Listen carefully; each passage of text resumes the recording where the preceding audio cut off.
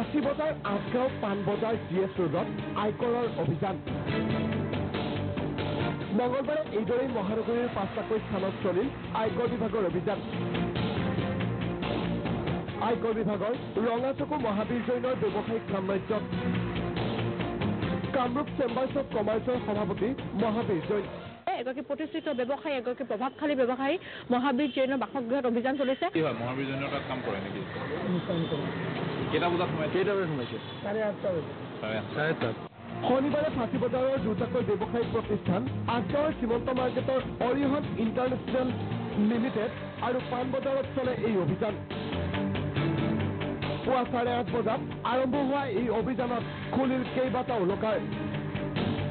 আনহাতে অভিযানকাৰী দলত অসহযোগ মহাবীৰ জৈনৰ যাৰ বাবে বহু সময় ৰৈ থাকিবলগীয়া হৈছে দলটো ইয়াৰ সমান্তৰালভাৱে অভিযান চলিল ব্যৱসায়িক দীপক ঘোষৰ ব্যৱসায়িক প্ৰতিষ্ঠানতো GS ৰোডৰ দীপক ৰোলাৰ ফ্ল'ৰ মিলত আয়কৰ বিভাগৰ এটা দলে চলালে অভিযান মহাবীৰ জৈনৰ ব্যৱসায় প্ৰতিষ্ঠানৰ লগতে মংগলবাৰে আয়কৰ বিভাগে অভিযান চলাই মূল সন্মুখত থকা দীপক মোৰাৰ ব্যৱসায় প্ৰতিষ্ঠানতো এতিয়া প্ৰশ্ন উত্থাপিত হৈছে কি ধৰণৰ তথ্য লাভ কৰিবলৈ সক্ষম হ'ব আয়কৰ বিভাগৰ এই অভিযানত এই দুই ব্যৱসায়িক প্ৰতিষ্ঠানত চলা অভিযান কালত জব্দ কৰা হয় বহু ব্যৱসায়িক তথ্যৰ নথিপত্ৰ ববিতা গগৈ ইমৰান আলী আৰু বিতুপন বৰাৰ সহযোগত ভিডিঅ' ৰিপৰ্ট প্ৰাগ নিউজ